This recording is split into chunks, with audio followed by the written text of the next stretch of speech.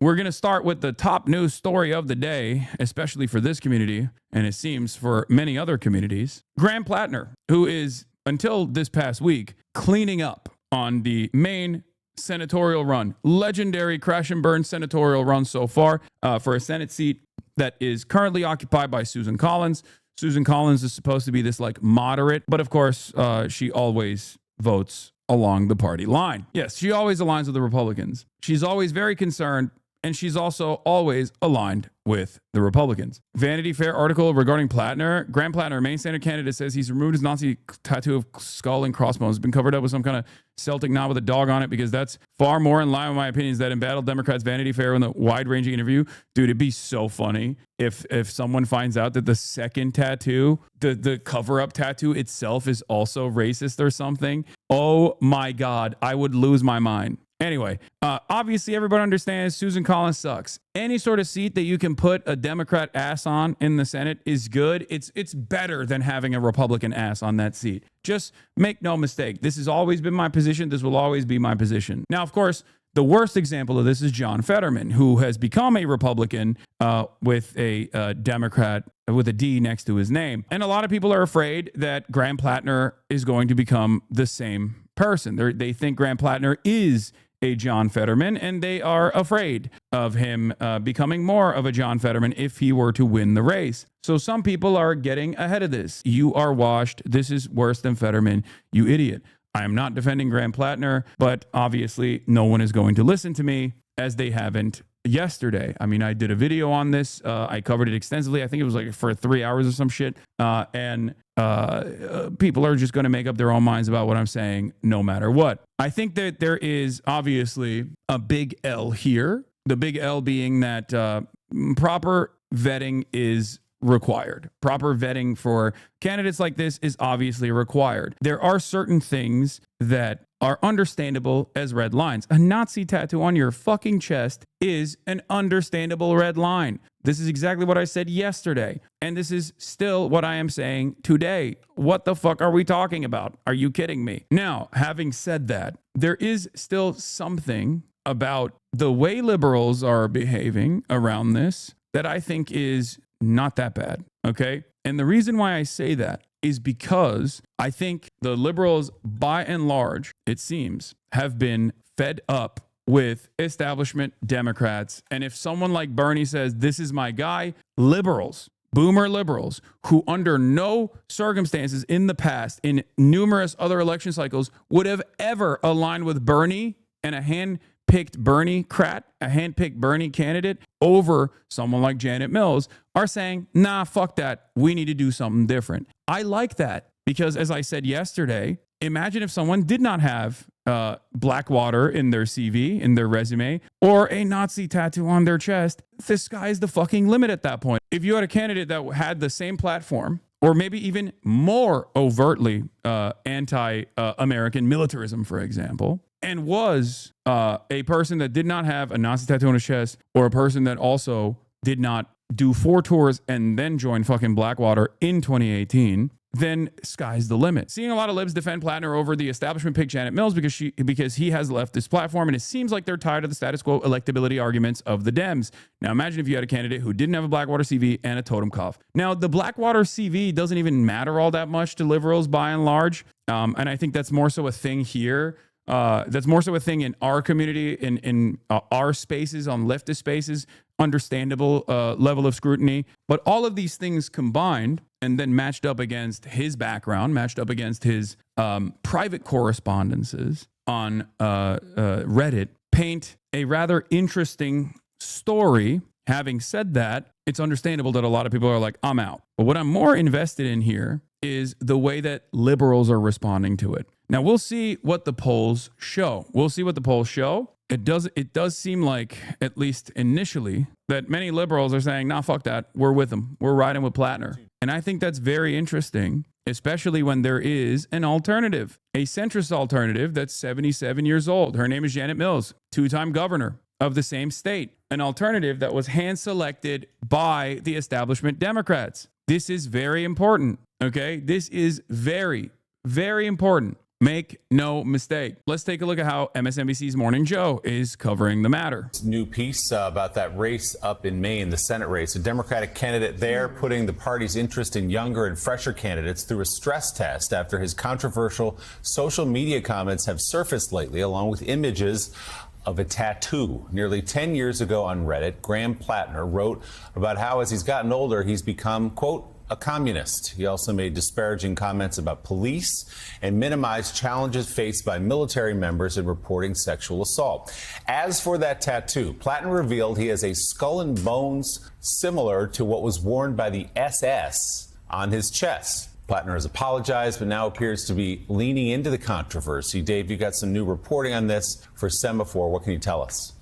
Yes, I talked to Platner yesterday as this was going on, before he said he'd remove the tattoo, but after he told Pod Save America, he gave them the video and said that people were going to attack him over it. And his argument is that was also very interesting. They knew that the Oppo was coming. They knew that the Oppo dump was coming, and they wanted to neutralize it. His team very clearly wanted to neutralize it by going to Pod Save America ahead of time and leak it ahead of time.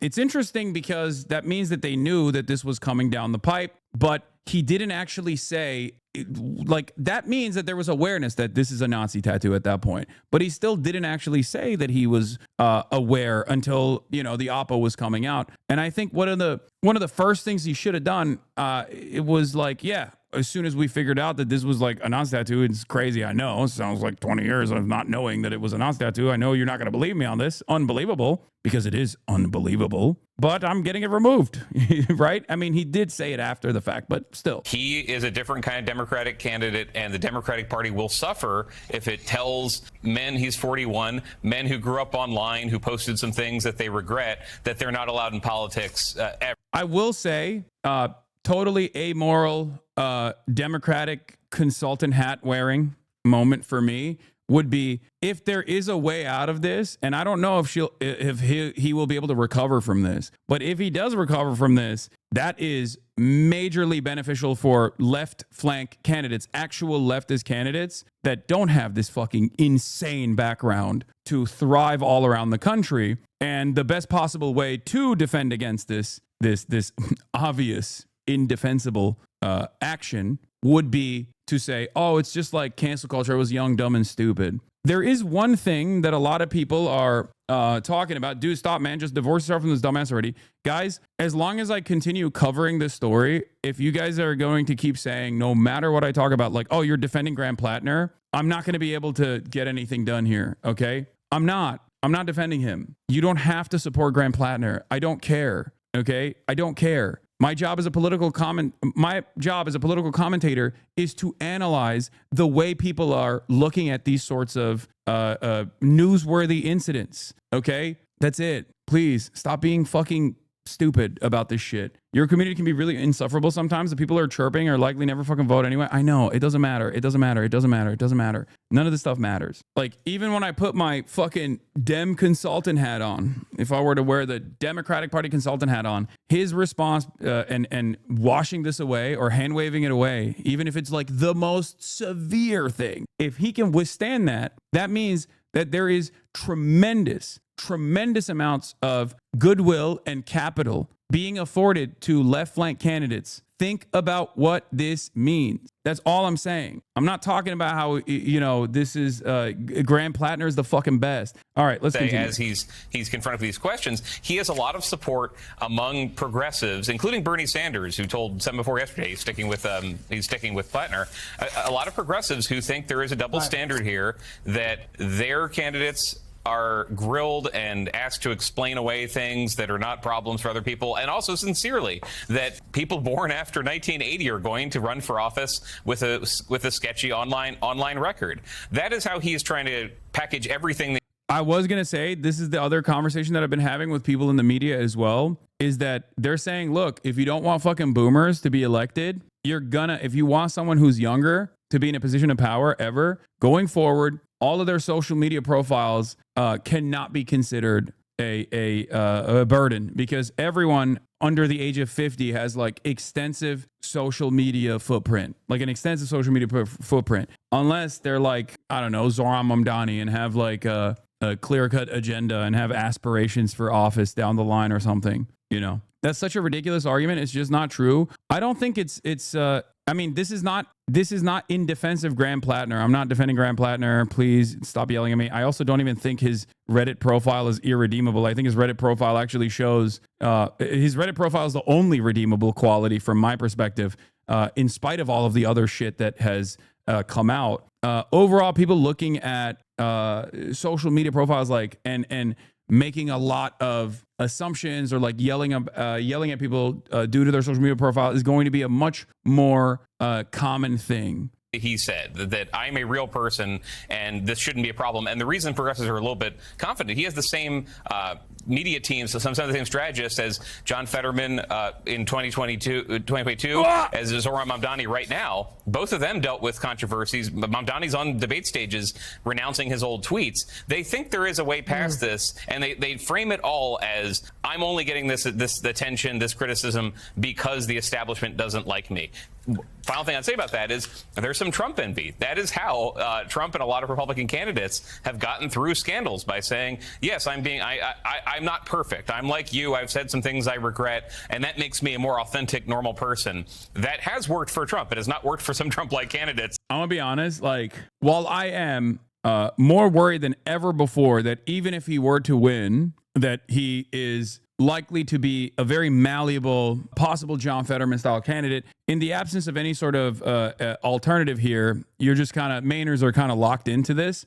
Having said that, this is a stress test, especially because it's the worst possible, most irredeemable thing that you could do, but it's a stress test for whether or not a Trumpian-style left candidate can actually overcome these sorts of things that in the past would have eviscerated anyone's candidacy. So I'm looking forward to seeing how it gets played out. Do you understand what I mean by this? Because like, this is like, if the way I see it is like, if liberals are fucking on board with like a hoorah Marine Corps guy with a Nazi tattoo because he has like a populist, he has like populist associations and he's on like the Bernie flank of the party or whatever.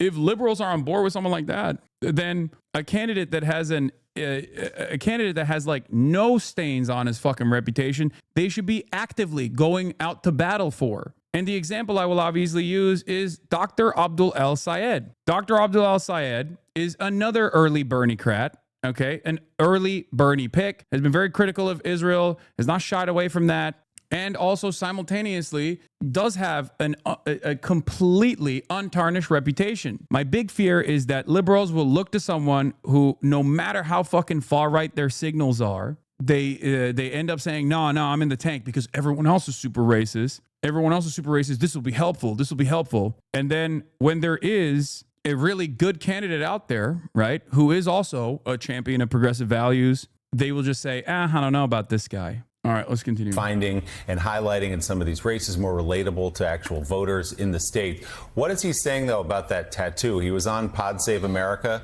on the podcast with the former Obama aides, the three guys, and tried to explain and used a quote that you never want to use in a political campaign. Quote, I am not a secret Nazi. What's he saying about the tattoo?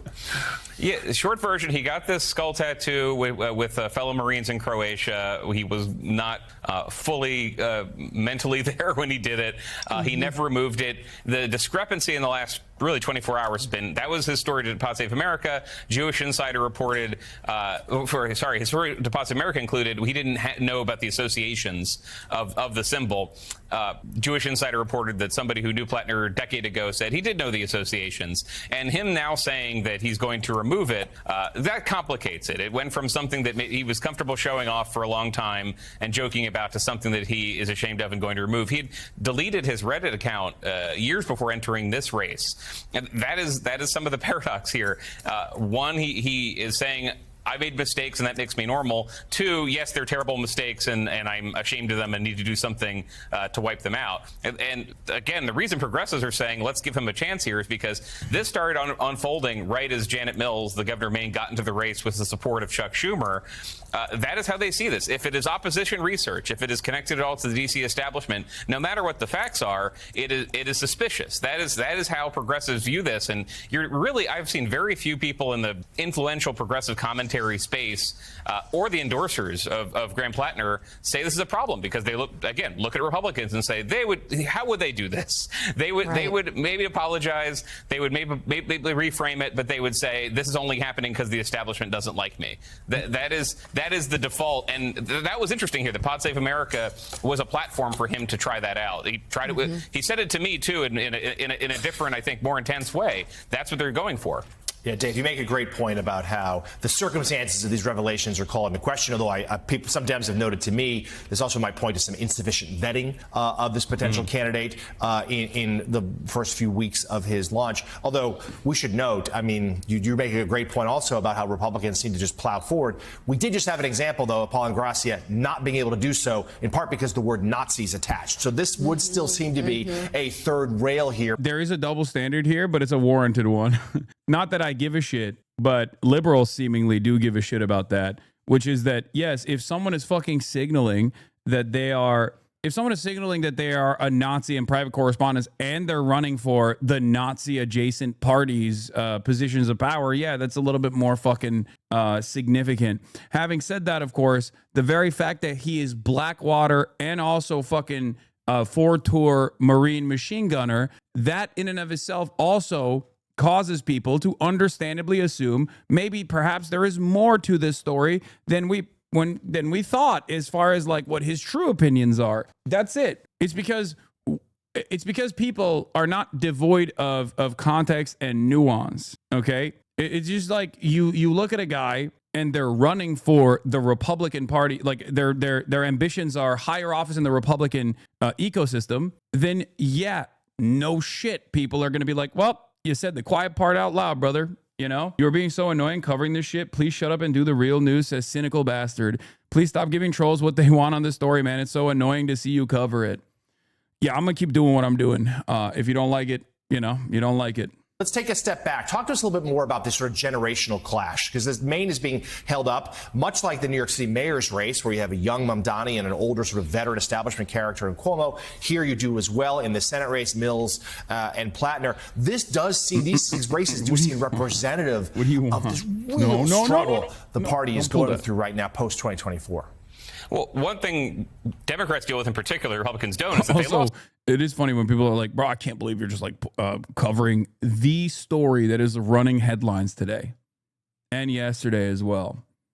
It's just like, this is the story. Okay, sorry. So recently. So if you were part of the Democratic political establishment, you don't have a win on the board in the last year to say this is how elections should be. This is what a candidate needs to win. That influences all this. There's also intervention here of the idea that Democrats are too censorious, that Democrats are the party of cancel culture, especially when it comes to white men. And that is something that Platner is leaning into, there were nominees for positions in Biden's administration who said things that were controversial, and they got through their nominations. But the party has been losing ground with men in particular. You talked about J.D. Vance. Yeah, I'm gonna be honest. It's crazy that they're deploying this valid argument in one of the only instances where it's like kind of understandable to deploy it, because like saying, okay, it's a bit of a red flag, guys, what are we talking about? Like, this is crossing a fucking line. That's the only time where it's appropriate to say, I think we're crossing a line here. And yet they are taking the maximalist stance on a valid position against like setting up a purity standard that ends up harming Democrats broadly. The only reason why I think this is like still, and we shall see how this unfolds, but the only reason why I think this is like not, like, I'm trying to find the silver lining here. And the silver lining that I'm seeing here is that it will be a good thing for the Zorons of the world. It will be a good thing for the Summer Lees of the world. It will be a good thing for the Abdul El Sayeds of the world that don't have these kinds of insane stains on their reputation, but are still presenting an electability argument with left populist campaign slogans and left populist policies that you are saying you are going to achieve. The purity standards Democrats have only historically applied cynically to the likes of Bernie Sanders. Okay? And liberals, by and large, have actually gone along with that purity standard. They have literally leaned into, oh, Bernie is not electable. Oh, Bernie is this, Bernie is that. This means that voters are looking at Bernie and going, maybe we were fucking wrong. And I don't think that's a bad thing. I think it's a good thing. And I cannot believe that I'm saying this over the one singular instance where it is actually kind of insane that they are saying, oh, this is just cancel culture. It's like some things are valid. I think a Nazi tattoo is like valid and as far as like cancel culture goes. And I do wish that it wasn't like expending political capital of this sort on a candidate with so many with so many flaws, like actually irredeemable flaws in general. But if he can overcome this, regardless of whether or not he becomes another John Fetterman, I do think that this means that the Democrat voters are absolutely tired of the electability arguments being presented in defense of establishment candidates, in defense of centrist candidates.